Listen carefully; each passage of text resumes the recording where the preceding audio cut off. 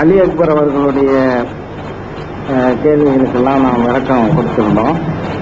அது இல்லாம வந்த கடிதங்களை பார்க்கும்போது இன்னும் சில கேள்விகளை சகோதரர்கள் கேட்குறாங்க. அதிலும் குறிப்பா நிறைய பேருக்கு நிறைய பேர் அல்ல, ஒரு சிலர் ஒரு செய்தியை குறிப்பா வளைகுடாவில் பரப்பிட்டு வர்றாங்க. அது என்ன செய்தின்னா, தமிழ்நாடு முஸ்லிம் முன்னேற்ற கழகத்தினுடைய தலைமை நிர்வாகிகளுக்கு மத்தியிலேயே கருத்து வேறுபாடுகள் பலமாக ஏற்பட்டு கோஷ்டிகளாக செயல்பட்டு வருவதாக செய்திகள் பரப்பப்பட்டு வருகின்றது. இந்த மாதிரியான ஒரு சந்தேகத்திற்கும் விளக்கம் அளிப்பது நம்முடைய கடமையா இருக்குங்கிறதுனால அந்த விளக்கத்தை நீங்க அளிக்கணும்னு கேட்டுக்கொள்கிறேன்.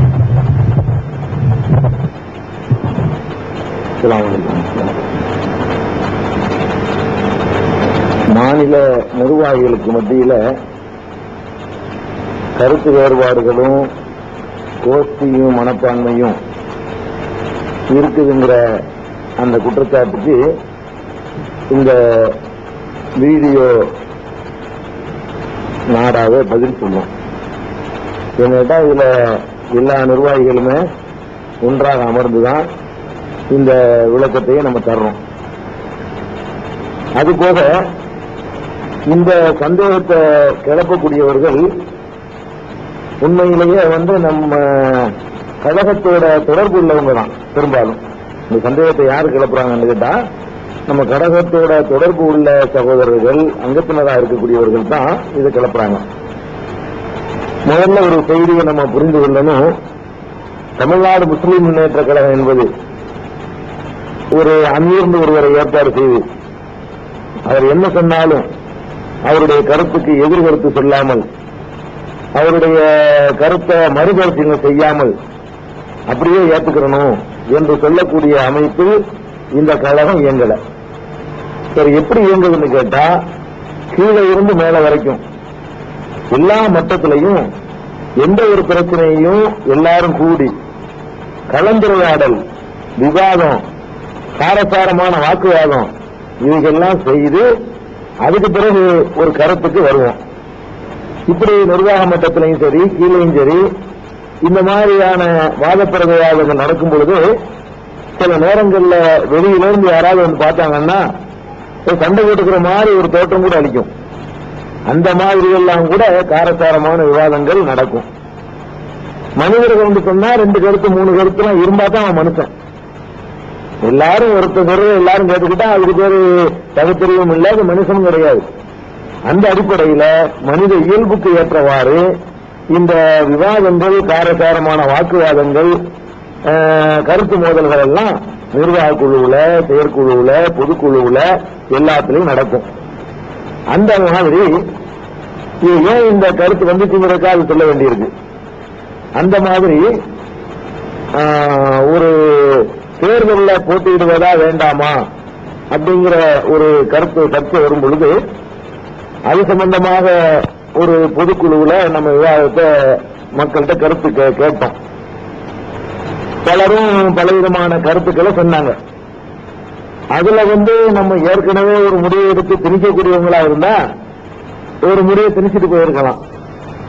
ஆனா அந்த கருத்துக்களை டிஸ்கஷன் பண்ணி யாரிடமிருந்து நல்ல கருத்து வந்தாலும் ஏற்றுக்கொள்வது என்ற திறந்த மனதோட அந்த கூட்டம் ஏற்பாடு செய்யப்பட்டதுனால மாநில நிர்வாகிகளுக்குள்ளேயே 2-3 கருத்து வந்தது உண்மைதான். போட்டியிடலாம், போட்டியிடக்கூடாது, அல்லது நேரடியா போட்டியிடாம மறைமுகமா போட்டியிடலாம் என்று மக்கள்கிட்ட எத்தனை கருத்து வந்துச்சோ அத்தனை கருத்தையும் உரியவர்கள் மாநில நிர்வாகிகள் இருந்தாங்க. 2 பேர் போட்டியிடலாம், 2 பேர் போட்டியிடக்கூடாது, 2 பேர் மறைமுகமா போட்டியிடலாம், இந்த மாதிரியான கருத்துகள் வந்தது. அப்ப அதுல பெரும்பாலானவர்களுடைய விருப்பம் கூட போட்டியிடணும் என்பதாகத்தான் கூட அந்த இடத்துல அமைஞ்சது. அதுவும் உண்மையை நம்ம வச்சு சொல்ல வேண்டியிருக்கு. அங்க கேட்டதுல பெரும்பாலான ஆளுக்கு அதான் விரும்பினாங்க. அப்ப அந்த நேரத்தில் தேர்தலில் போட்டியிட வேண்டாம் என்ற கருத்துடைய சில நிர்வாகிகள் தேர்தலில் போட்டியிடுதல் என்ற ஒரு தங்களுக்கு பிடிக்காத ஒரு பாலிசியா இருக்கிறதுனால ஒதுங்கிக் கொள்வதாக கூட அறிவித்தாங்க. இதெல்லாம் அந்த நேரத்தில் நடந்த வாக்குவாதங்கள் எதுவும் பெரிய தப்பு ஒன்றும் கிடையாது. நம்ம ஒரு கொள்கையில ஒருத்தவங்க இருந்தாங்கன்னு சொன்னா அந்த கொள்கைக்கு மாற்றமா இருக்கும்போது அதுல செயல்பட முடியாது அவங்களுக்கு. அந்த மாதிரியான சில கருத்துக்கள்லாம் கூட உருவானது. ஆனா பிறகு என்ன ஏற்படுத்திங்கிறத தான் பார்க்கணும். கருத்து விவாதங்கள் நடக்கக்கூடிய நேரத்தில் 2-3 கருத்துக்கள் உருவாகலாம். அதுக்கு பிறகு ஒரு முடிவு எடுக்கப்படுது, இந்த தேர்தலில் போட்டியிடுறது இல்ல, மறைமுகமாக கூட அப்படிங்கிற ஒரு முடிவு எடுக்கப்படுது. அப்படி எடுக்கப்பட்ட பிறகு எல்லாம் ஒரு கருத்து தான். ஒரு முடிவுக்கு வருவதற்கு முன்னாடி அதை டிஸ்கஷன் லெவல்ல இருக்கக்கூடிய நேரத்தில் பல கருத்துக்கள் வருவது சகஜம்தான். ஒரு கருத்தை நோக்கி வந்த பிறகு இதுதான் கருத்துன்னு ஒரு முடிவுக்கு வந்த பிறகு அதுக்கப்புறமேலே எந்த நிர்வாகியும் போட்டியிடணும்னு சொல்லி எங்கேயும் பேசினது கிடையாது. கடைசியா ஒரு முடிவு என்ன எடுக்கப்படுதுன்னா தேர்தலில் போட்டியிட வேணாம், இது நமக்கு சரிப்பட்டு வராது அப்படிங்கிற கருத்து அங்க எடுத்துக்கொள்ளப்பட்டுச்சு. எடுத்துக்கொள்ளப்பட்ட உடனே அதுக்கு பிறகு தேர்தலில் போட்டியிடுறதுக்கு ஒரு குரூப்பும் போட்டியிடக்கூடாதுன்னு ஒரு குரூப்பும் 2 அணியோ 3 அணியோ உருவானாத்தான் அதை கோஷ்டின்னு சொல்லணும். அந்த மாதிரியான ஒரு நிலைமை உருவாகல. இந்த தேர்தலில் போட்டியிடுறது மாத்திரம்தான் பொதுக்குழுனால இது வெளியே தெரியுது. இல்லைன்னு சொன்னா ஒவ்வொரு சின்ன சின்ன விவகாரமும் நிர்வாக குழுவை வச்சு இதே மாதிரி தான் நாங்க டிஸ்கஷன் பண்ணுவோம். ஒவ்வொரு நிர்வாக குழு கூட்டத்திலையும் 2 அல்லது 3, 5, 6 இருக்கிற 9 நிர்வாகி இருக்கும்போது 9 கருத்து கூட சமயத்தில் வரும். 9 பேர் 9 கருத்து சொல்லுவோம். கடைசியா அதை டிஸ்கஷன் பண்ணி ஒருத்தர் சரியில்லைன்னு சொல்லி அவரை பின்வாங்கும் போது 8 கருத்து ஆகும். அப்புறம் 8 டிஸ்கஷன் பண்ணிட்டு இருக்கும்போது 6 கருத்துல நிற்கும். எல்லாம் அதாவது நம்பரிங் அடிப்படையில் நம்ம அதை முடிவு எடுக்கிறது இல்ல, அதனுடைய நியாய அநியாயங்களை தான் எடுத்து சொல்லும் பொழுது ஒரு தன்னுடைய கருத்து தவறா சொல்லிட்டோம்னு சொன்னா ஆமா அது சரிதான் அப்படின்னு அதை விலகிக் கொள்வார். கடைசியா அந்த விவாதத்தில் எது சரின்னு வருதோ அதை ஏற்றுக்கொள்வோம். இது இன்னைக்கு நடக்குது. அந்த பொதுக்குழு வைப்பதனால பரவலா வெளியே தெரிஞ்சு போச்சே தவிர இன்னைக்கு நடக்கும், நாளைக்கு நடக்கும், இனி வருங்காலம் எல்லாம் தமுமுக நடக்கத்தான் செய்யும் இந்த கருத்து வேறுபாடுகள். இது கோஷ்டி பூசலும் கிடையாது. அந்த மாதிரியான 2-3 கோஷ்டி என்று இருந்தா மக்கள் அங்கீகரிக்க மாட்டாங்கன்னு எங்களுக்கு நல்லா தெரியும். முதலாவது அப்படி கிடையாது. அது மாதிரிலாம் இருந்து சிந்தனை தூக்கி போகலான்னு ஓரம் கட்டிட்டு அன்னைக்கு போயிருப்பாங்க மக்கள். அப்படிலாம் இவங்க போக மாட்டாங்க. எவ்வளவுதான் கருத்து வேறுபாடுகள் வந்தாலும் அந்த கட்டுக்கோப்பு குலையும்னு சொன்னா ஒவ்வொருத்தரும் விட்டு தர்றதுக்கு முன் வருவாங்க, போட்டி போடுவாங்க. அதாவது இதனால கட்டுக்கோப்பு குலைஞ்சிரும் சொன்னா அது கட்டுக்கோப்பு குலையாம இருப்பதற்காக வேண்டி ஒவ்வொரு நிர்வாகியும் தன்னுடைய நிலையிலிருந்து இறங்கி வர்றதுக்கு போட்டி போடக்கூடிய நிலைமையில தான் இந்த கழகத்தினுடைய செயல்பாடு அமைஞ்சிருக்குது. அதனால அந்த பொதுக்குழுல என்னன்னா ஒரு அடிப்படையும் இல்லாம இந்த பேச்சு வரல.